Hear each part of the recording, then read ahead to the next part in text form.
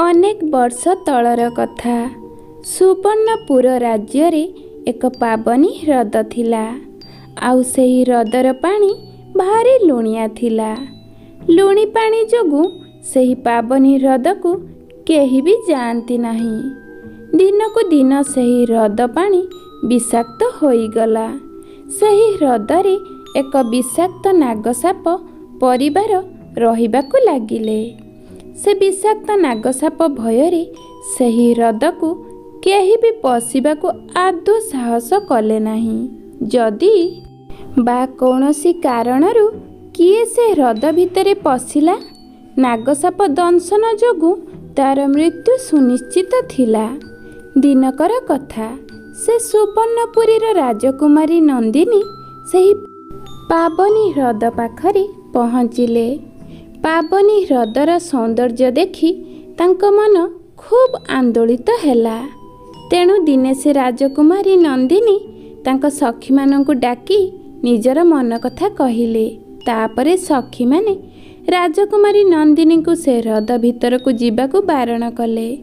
କିନ୍ତୁ ରାଜକୁମାରୀ ନନ୍ଦିନୀ ତାଙ୍କ ସଖୀମାନଙ୍କର କଥାକୁ ଆଦୌ ଗୁରୁତ୍ୱ ଦେଲେ ନାହିଁ। ସେ ରାଜକୁମାରୀ ତ ଥିଲେ ଅପୂର୍ବ ସୁନ୍ଦରୀ, ରୂପରେ ଯେମିତି ଗୁଣରେ ମଧ୍ୟ ଠିକ୍ ସେମିତି। ତେଣୁ ସବୁ ଦେଶର ରାଜକୁମାର ଚାହୁଁଥିଲେ ତାଙ୍କୁ ବିବାହ କରିବା ପାଇଁ। କିନ୍ତୁ ରାଜକୁମାରୀ ଚାହୁଁଥିଲେ ତାଙ୍କୁ ଯିଏ ବାହା ହେବ ସେ ସେତିକି ସାହସୀ ଓ ଧୈର୍ଯ୍ୟବାନ ହେବା ଦରକାର। ଏମିତି କିଛି ଦିନ ବିତିଗଲା। କିନ୍ତୁ ସେ ରାଜକୁମାରୀଙ୍କର ସର୍ବଦା ପାବନୀ ହ୍ରଦର ମନଲୋଭା ଦୃଶ୍ୟ ମନେ ପଡ଼ୁଥିଲା। ତେଣୁ ସେ ଚାହୁଁଥିଲେ ସେ ଥରେ ଯାଇ କିପରି ସେ ହ୍ରଦରେ ସ୍ନାନ କରନ୍ତେ କି।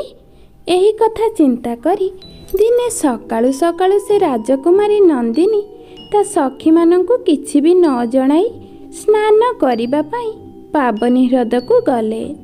ସେ ରାଜକୁମାରୀ ନନ୍ଦିନୀ ଯେମିତି ହ୍ରଦରେ ସ୍ନାନ ଶେଷ କରିଛନ୍ତି, ସେତିକି ବେଳେ ଏକ ନାଗସାପ ତାଙ୍କ ପିଠିରେ ଦଂଶନ କଲା।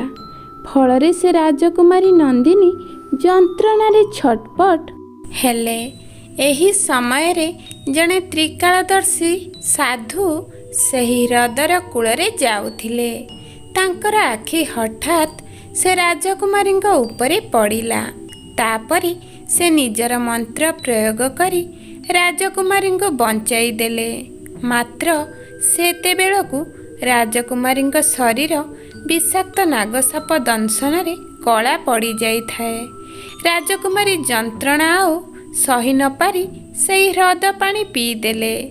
ସେହି ବିଷାକ୍ତ ପାଣି ରାଜକୁମାରୀ ନନ୍ଦିନୀଙ୍କ ଶରୀରକୁ ଆହୁରି ଅସୁନ୍ଦର ଓ କଦାକାର କରିଦେଲା। ଏଭଳି ରୂପ ପାଇ ରାଜକୁମାରୀ ନନ୍ଦିନୀ ସେ ହ୍ରଦ ମଧ୍ୟକୁ ଡେଇଁ ଆତ୍ମହତ୍ୟା କରିବାକୁ ଚେଷ୍ଟା କଲେ। ମାତ୍ର ତ୍ରିକାଳଦର୍ଶୀ ସାଧୁ ତାଙ୍କୁ ରକ୍ଷା କଲେ।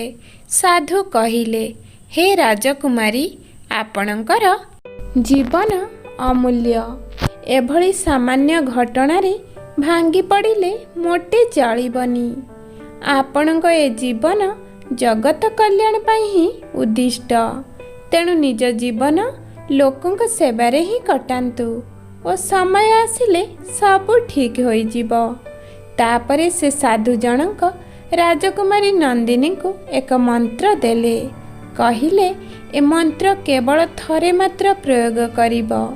ତୁମେ ଏ ମନ୍ତ୍ର ଦ୍ୱାରା ଯେତେବେଳେ ଯାହା ଚାହିଁବ ସେତେବେଳେ ତୁମେ ତାହା ହିଁ ପାଇବ। ମାତ୍ର ଥରେ ଏହି ମନ୍ତ୍ର ପ୍ରୟୋଗ କଲେ ଇଏ ଆଉ ଦ୍ୱିତୀୟବାର କାମ ଦେବନି। ତେଣୁ ଭାବିଚିନ୍ତି ଏହି ମନ୍ତ୍ର ପ୍ରୟୋଗ କରିବ।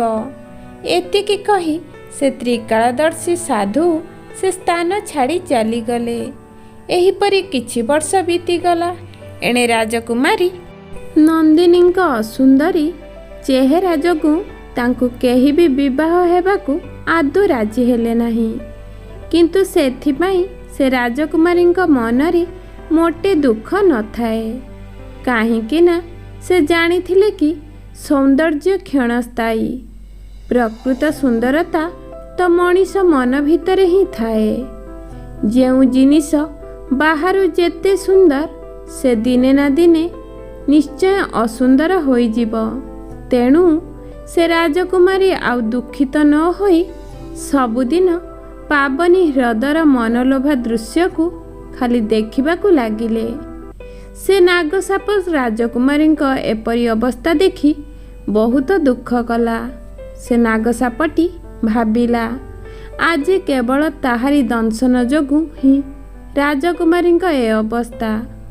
ଏହାପରେ ସେ ନାଗସାପ ମନରେ ଦୟା ଆସିଲା, ମାତ୍ର ସେ ତ ଭୁଲ କରିଛି, ଏବେ ତାକୁ ହିଁ କିଛି କରିବାକୁ ପଡ଼ିବ।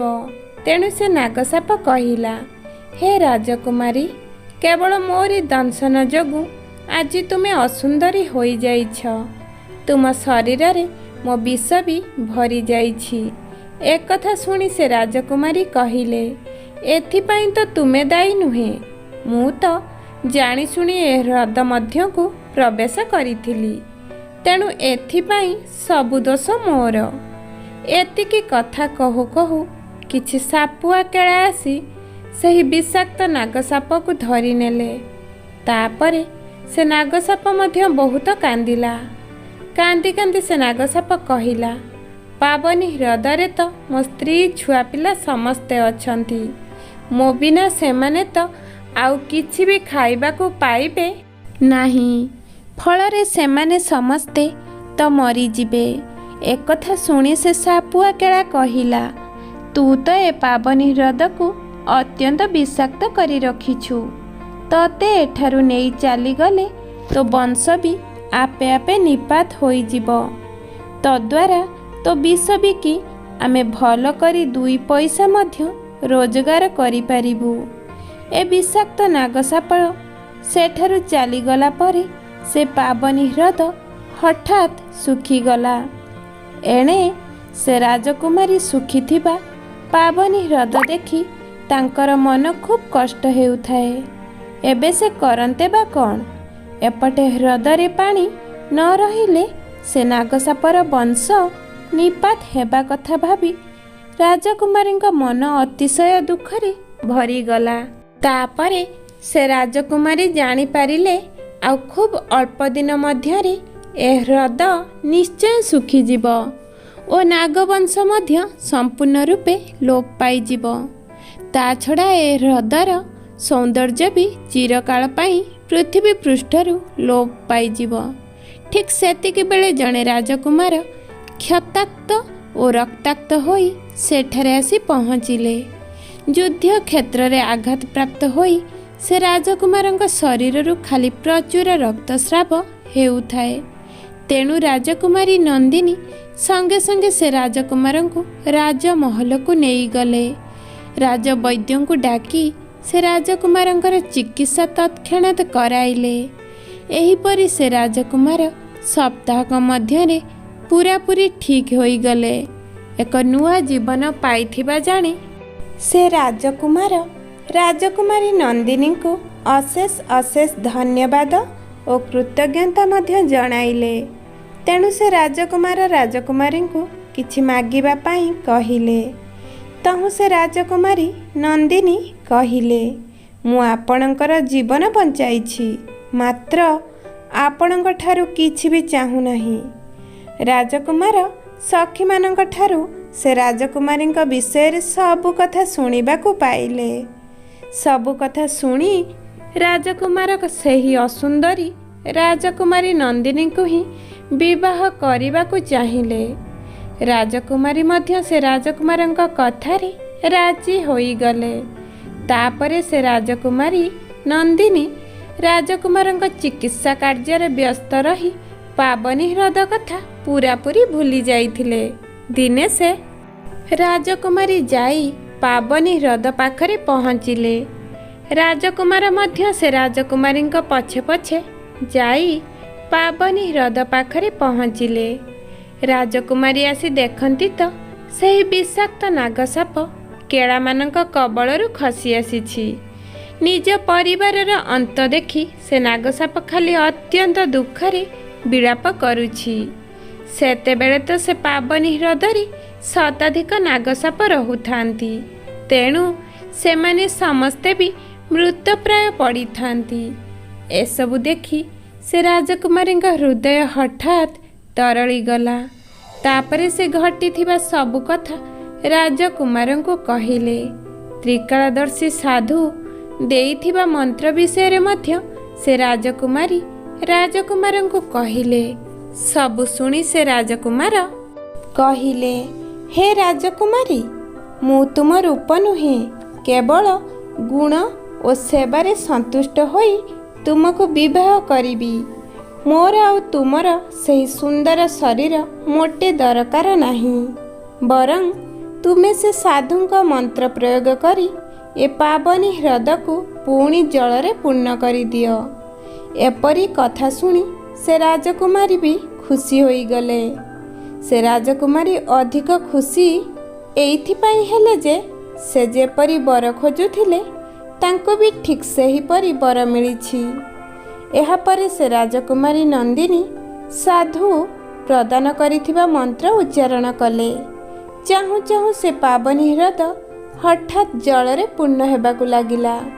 ଏଥର ସେ ନାଗସାପ ନିଜର ସବୁ ଭୁଲ ଠିକ୍ ବୁଝିପାରିଲା। ତାପରେ ସେ ଶପଥ କଲା, ଆଜିଠାରୁ ସେ ଏ ପାବନୀ ହ୍ରଦର ପାଣିକୁ ତା ବିଷରେ ଆଉ କଦାପି ବିଷାକ୍ତ କରିବ ନାହିଁ।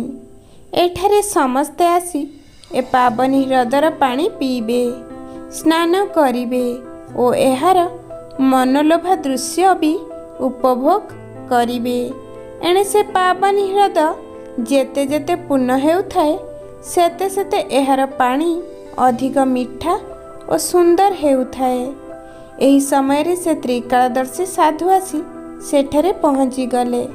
ସେ ରାଜକୁମାରୀ ନନ୍ଦିନୀଙ୍କର ଏପରି ଦୟା, ପ୍ରେମ, ସ୍ନେହ ଦେଖି ସାଧୁ ଜଣଙ୍କ ଅତ୍ୟନ୍ତ ଆଶ୍ଚର୍ଯ୍ୟ ହୋଇଗଲେ। ତାପରେ ସେ ସାଧୁ କହିଲେ, ଧନ୍ୟ ଧନ୍ୟ ତୁମେ ରାଜକୁମାରୀ, ତୁମକୁ ମୁଁ ଦେଇଥିବା ମନ୍ତ୍ର ଦ୍ୱାରା ତୁମେ ଆଜି ଶତାଧିକ ଜୀବଙ୍କର ଜୀବନ ରକ୍ଷା କରିଛ।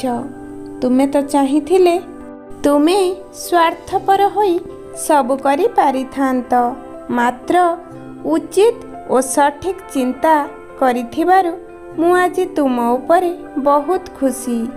ଏହା କହି ସେ ସାଧୁ ମନ୍ତ୍ର ଉଚ୍ଚାରଣ କରି କିଛି ପାଣି ରାଜକୁମାରୀ ନନ୍ଦିନୀଙ୍କ ଉପରକୁ ପକାଇଲେ, ଯାହାଫଳରେ କି ତତ୍କ୍ଷଣାତ୍ ରାଜକୁମାରୀ ନନ୍ଦିନୀ ତାଙ୍କର ପୂର୍ବ ରୂପ ପୁଣି ଫେରି ପାଇଲେ। ତାପରେ ସେ ଦୁହେଁ ରାଜକୁମାରୀ ଓ ରାଜକୁମାର ପାବନୀ ହ୍ରଦ ନିକଟରେ ଏକ ମହଲ ତିଆରି କଲେ। ରାଜକୁମାରୀ ନନ୍ଦିନୀ ଓ ରାଜକୁମାର ସେହି ମହଲରେ ଯାଇ ରହିଲେ। ସେହିଦିନ ଠାରୁ ସେ ପାବନୀ ହ୍ରଦର ପାଣି ଠିକ୍ ଅମୃତ ପରି ମିଠା ହୋଇଗଲା। ପରିଶେଷରେ ସେ ରାଜକୁମାର ଓ ରାଜକୁମାରୀ ସାଧୁଙ୍କର ଚରଣ ସ୍ପର୍ଶ କରି 7 ବର୍ଷ ବଞ୍ଚିବାର ଆଶୀର୍ବାଦ ଲାଭ କଲେ। ତାପରେ ସେମାନେ ଶାନ୍ତି ଓ ଆନନ୍ଦରେ ବାକି ଜୀବନ କଟାଇଲେ। ଧନ୍ୟବାଦ।